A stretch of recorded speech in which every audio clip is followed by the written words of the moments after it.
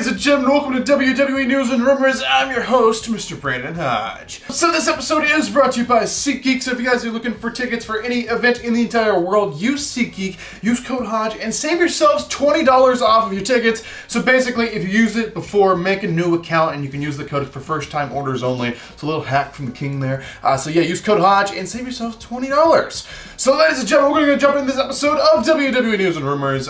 So there's not a whole lot of news today. I just want to start the episode by saying that. But the first thing I want to talk about today is actually the guy I'm wearing his shirt right now. It's about Elias. Elias' return is tonight. I'm so excited for this. I just hope we don't get screwed about this, because this is, Ezekiel's twin brother, Elias, if you will, if you believe in the storyline. I believe this is interesting to see how they're going to pull this off. So they're both supposed to be in the ring at the same time tonight. So maybe he actually does have a twin brother. I don't know. But Elias is supposed to do a concert tonight with his twin brother. And it's going to be interesting to see how they're going to pull this off tonight. That's all I've got to say about this. It's going to be very, very interesting. Now there is another big match advertised for tonight's Raw, or a big segment, or whatever you want to call it. Another big thing advertised for the show, and that's a Money in the Bank contendership qualifying match, if you will. It's Asuka versus Becky Lynch, so that's gonna be interesting as well. But I gotta say, I'm a little more intrigued with this Elias thing right now. This is interesting to see how they're gonna pull this off. Elias and Ezekiel in the ring at the same time. Now I gotta say, I've been looking forward to this ever since they announced it last week, and I've just been like on the edge of my edge of my life, just kind of waiting. Come on Monday. Well, here we are, it's Monday. It's time for this Elias and Ezekiel segment. I'm excited to see what they're going to pull off tonight. I may even do a reaction video. I don't know. It depends what they do pull off, but that'll be tonight on Raw. That's pretty much the only two things that are advertised for tonight's Raw, but I'm very, very on the edge of my seat about the Elias thing. And if you're watching this before Raw actually hit the air, let me know. What do you think they're going to do tonight for the Elias? How are they going to pull this off? Let me know in the comments. But ladies and gentlemen, with that being said, that's actually the only confirmed news stories that I talked to you guys about today. So go ahead and get your juice boxes out. Get your juice boxes ready, because ladies and gentlemen, it is now time to talk about some juicy rumors. So the first rumor we'll be talking about today is about Sasha Banks. So the rumors have been going around for a while. She has been released out of her WWE contract, which is shocking, because for a while she was going on about how she had such a great relationship with Vince and she was so happy at her job. And honestly, I don't know the backstage, what went on, what happened to make it kind of fall apart. Same thing with Naomi. Apparently Naomi's still under contract. Sasha actually asked for the release, and they actually gave her a release. So Sasha, there's a bit of conflicting rumors going on with this one. So Sasha, these rumors are just now hitting, and everyone's just now thinking Sasha just now got released. But there's a rumor going around saying she was actually released a few weeks ago, and they just, the rumors are just now going around that she got released. So who knows? She's going to have that 90-day non-compete, so it's not like she's showing up in a rival wrestling company like tomorrow, but within 90 days she's free to do that. 90 days from the release date, which is not today. It wasn't, if the rumor's right, it was like 2 weeks ago, so we've already we're already like 14 days in the 90 days. But that could be true, could not be true. Some people are saying she just now got released out of her contract. And there's rumors going around saying she's still on the WWE's roster list backstage, like for the writers and stuff. Sasha Banks is still on that list. So the WWE haven't officially confirmed this yet, but sources inside the WWE have confirmed that she was been released. So there's a lot of what ifs to this, and what's true and what's not true. I really don't know personally. We're gonna kind of take it all in and just kind of use our best judgment on what we think might be correct.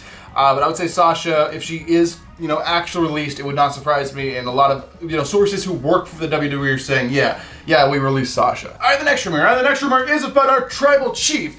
And if you will, he's our undisputed Universal Champion. He is Roman Reigns. So Roman Reigns is working a limited schedule now. That is apparent on television. He was on this past week, had a match with Bro, which was very good. Then Brock Lesnar returned, gave him F5. Now they've already officially announced the match for SummerSlam. It's a last man standing match between Brock Lesnar and Roman Reigns for the undisputed Universal Championship at SummerSlam in Nashville, which will be interesting. But it doesn't look like Reigns is wrestling on Money in the Bank. Money in the Bank is literally like 1 week from this coming Sunday, so it's I guess it's not even 2 weeks away yet, so like 13 days away. And yet we don't know for sure if he's going to be there. The rumors are saying he's not going to be there. He's working a limited schedule. Now, the idea behind putting both titles on Roman, giving him the Universal and the WWE Championship, combining them together, unifying them, if you will, which is still weird how they're unified. They're still two belts, but or two championships. I'm sorry, I know I'm not supposed to say belt in the WWE world, but basically. Yeah, the idea behind doing that was so Roman could be on Raw and SmackDown both. He could be on Raw more and bring in more ratings for Raw, because Raw ratings were like suffering at that time. But he hasn't done that. He's actually, since he got the championships, less on SmackDown, and they weren't able to predict that he was going to feel a little burnout or want some family time or something like that, or some time off. And that's great. He definitely deserves that time. But basically, Raw's been suffering, SmackDown's been suffering a little bit since the main draw hasn't been there. And he's only been on like 1 or 2 episodes of Raw since he won these championships. So ultimately, when is the next time he's going to be on Raw? Well, the next time he's actually going to be on Raw, there's actually only one Raw all summer. The whole rest of the summer, there's only one Raw Roman's actually advertised for. And that is the Raw before SummerSlam. That is the Raw in Madison Square Garden in New York City, July the 25th. That is the only Raw Roman Reigns, as of now, is set to appear at for the whole rest of the summer. Now, I don't really know what Roman's doing after the summer. I hope he gets back to more of a full-time schedule, but maybe he's just working part-time.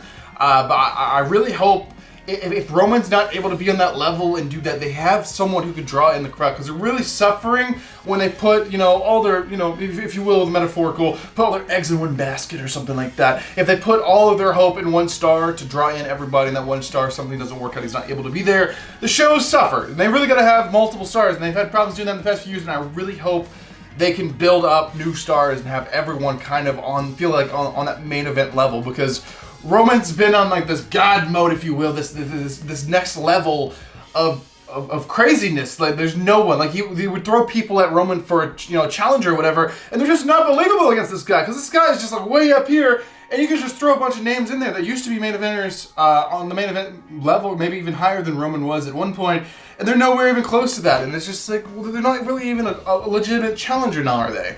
And really the only option they have is like a Brock Lesnar or bring in John Cena. And you really don't have too many options outside of that. There may be a few, but they really got to work on that. And that's just my little rant about they really need to build new stars, because they're really kind of suffering right now that Roman's wanting some time off. Alright, ladies and gentlemen, so this is the final news story. This is the final rumor. This is the final thing I'll be talking about inside this episode of WWE News and Rumors. So this is about the Beast incarnate. This is about Brock Lesnar. So Brock Lesnar has returned. He's came back on SmackDown.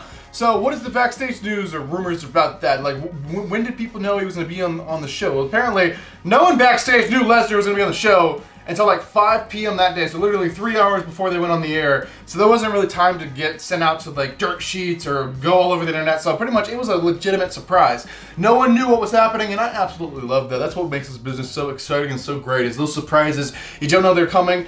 Even the rumor people who try to know everything backstage don't know they're coming, and it's just like wonderful and great. And I really enjoy the return, I do gotta say. But basically, the reason that they placed Lesnar in this and they're doing another Reigns-Lesnar thing is Orton's injured. That was the original plan for SummerSlam. We're having Roman Reigns versus Randy Orton, which sounds like an incredible dream match, sounds wonderful, sounds great, and that just didn't happen because Orton is injured, and I mean he is injured. He's having to have surgery, and he's probably going to miss the whole rest of the year, which really sucks. I mean, it'd be nice to be cleared in time for Rumble, to have a nice Rumble return or something like that, but basically, Orton's injured. They got to have a filler. They got to have someone to fill this place for the second largest pay-per-view of the whole year, SummerSlam. So who's going to fill that place? They don't really know, so they're calling up Lesnar, and that's completely fine. You can draw in heavily with that. I just hope they refresh the feud a little bit and make things feel new again, fresh, exciting. I don't want the same stuff over and over, and they've done a fairly good job with that. I mean, they refreshed Brock Lesnar. Honestly, I don't know who it is to credit the Brock Lesnar gimmick. I heard it was even Lesnar's idea. I don't know, they're just trying to freshen things up, make things new and exciting, because they've wrestled before, right? They wrestled, the first time in like 2014 or 2015, so it's been a while since we've had a lot of Lesnar Reigns matches, and I hope they can make it exciting, hope they can make it good for SummerSlam, but this is literally their best situation since Orton was injured, and yeah, they pretty much called up Lesnar last minute. He was there last week on SmackDown last minute, so yeah, Lesnar's back, that's what they're doing. It's kind of just their only option right now. So there you guys have, that's actually going to do it for this episode of WWE News and Rumors. Let me know what you think of all these news stories and rumors in the comment section down below, but thank you guys for watching this video. I am your king of vlog style, Brandon Hodge, and I will see you guys in the next video.